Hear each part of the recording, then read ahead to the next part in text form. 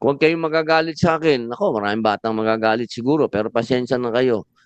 You are weak. Hindi kayo... They're so belligerent about the neglect that they grow up with, but they don't see it as a bad thing. They see it as a virtue, right? Because that's the only way these folks can cope with the awful things that they grew up with. Like, I'm a mental health coach on my lunch break, and today I'm reacting to some Filipino bullshit. The kids today, sorry, you are weak. So this was in a discussion on various measures regarding children's safety in social media during a hearing on the Senate Committee on Public Information and Mass Media. And this dude from Meta was there, head of Meta's public policy for Indonesia and the Philippines. So they're talking about the safety. And Robin Padilla felt the urge to say this. Siguro naman, iba dito, hindi ko mang kaedad. Naranasan nyo yung panahon ng 90s, 80s. Na tayo'y mga naglalaro pa sa kalsada, tayo'y masaya pa, alam pa natin kung ano ang camping, alam pa natin kung ano yung pakikipagkaibigan, alam pa natin kung ano ang kalsada. Ang mga bata po ngayon, sad. So my favorite thing that boomers do is appealing to nostalgia and abuse as a sign of superiority. So he's like, us kids in the 90s, we were on the street. We didn't have depression. But I'm sorry to hear that, dude, but like, that doesn't make what you're saying any more empathic. That just makes me feel sad for you. Anyways, let's hear the rest of this. To say, huwag kayong magagalit sa akin. Ako, maraming batang magagalit siguro, pero pasensya na kayo. You are weak. Hindi kayo... This girl over here. Pasensya na kayo. You are weak. Hindi kayo katulad nung panahon namin na hindi kami iyakin.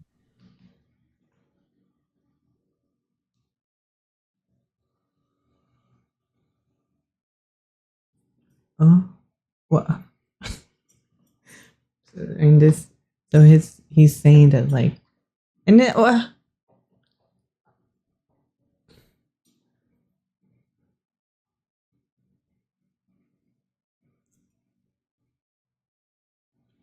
This guy is in the Senate.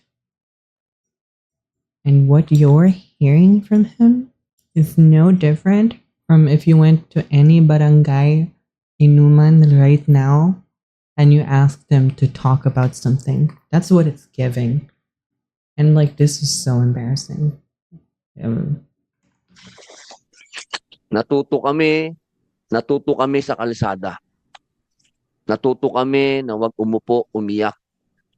Nung panahon namin, hindi uso yung salitang depression. Hindi ko nga alam yun kung ano yung depression. I don't know what depression is, but here, I'm going to talk about it. And I'm going to be in the Senate and talk about this thing that I admittedly don't know what it is. This is the same with people that literally talk about transgender stuff and they have never met a trans person. I'm not going to talk about the rights of people in Nicaragua because I don't know anyone from there.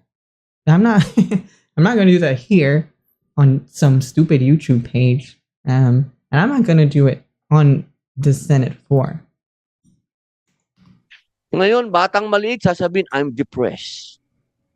Magulo. So we do understand the concerns. We do feel, or we do think that the need for a ban is not there, given that the children have a right to access digital platforms. However, we want to make sure that they are protected. So balancing the rights for... I love how the guy from Meta or Facebook is just like, yeah, whatever. But like, can we have the kids on social media? Like, I know there's no more protections against hate speech or like fact checking, and it's now a place for bots, and it's basically 4chan for kids. But let's talk about safety. And then Robin Padilla like, fuck kids. Fuck their safety. I didn't grow up with safety, and that's your fault. But I'm better than you because now you want safety. I didn't have it, okay? That makes me better than you. That makes me smarter. And that is why I'm in the Senate. I was raised on the streets. That's not. That's like me saying, like, you know what? The reason I'm piloting this plane is because my dad beat me, okay? I didn't have time to worry about, keeping the plane on track and not crashing. I didn't have time for that shit.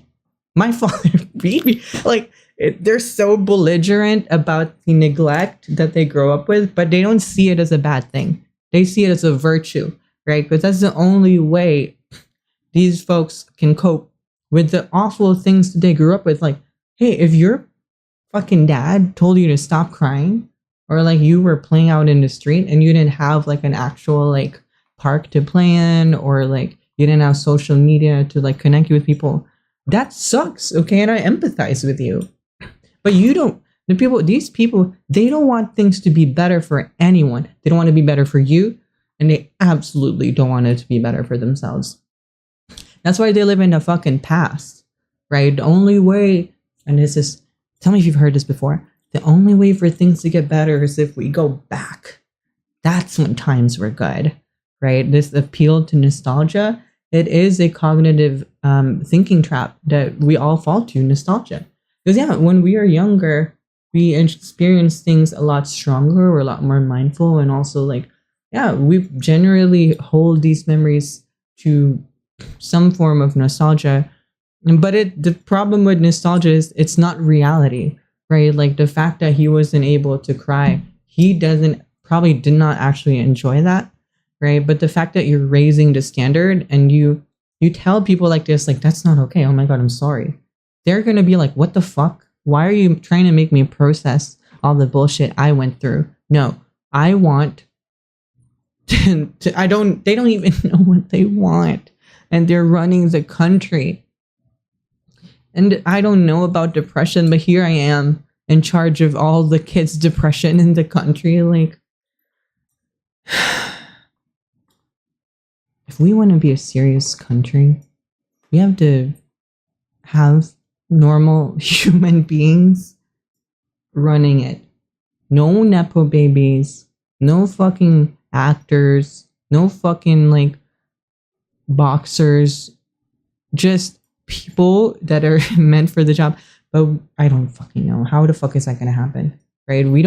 Filipinos don't feel the need to vote, right? Unless they're being manipulated or bribed. Because we're all so sick and tired of being Filipino. Like, why would you vote for something that is not the promise of nostalgia? And we're gonna go all the way back to the golden era of Marcos. Or if it's not like, I'm gonna kill everyone and we're all gonna get better. We're so much in despair and hopelessness, and also we're so beaten down as a race that like, no, we're not gonna vote in some chick, some woman that is highly qualified or is just like actually qualified, because that doesn't appeal to the amount of depression that we are all in. You know what? I'm gonna clock that. I'm gonna claim that right now. That's called Filipino depression, and we're all there. And it makes us drink Red Horse. It makes us want to be Korean, and it makes us, I don't know, whatever this is. Anyways, if you're depressed, it's real. It is.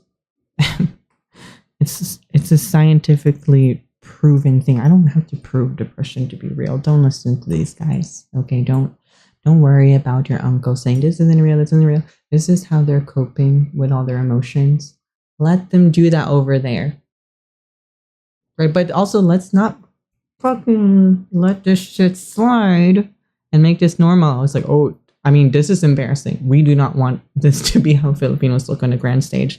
Oh my God, that's embarrassing. We literally had a chance to speak about depression on this big stage, and all we have is some tito with their red horse being like, alam mo, na bata kami, wala nung depression. We just had the streets. Huh? I'm embarrassed.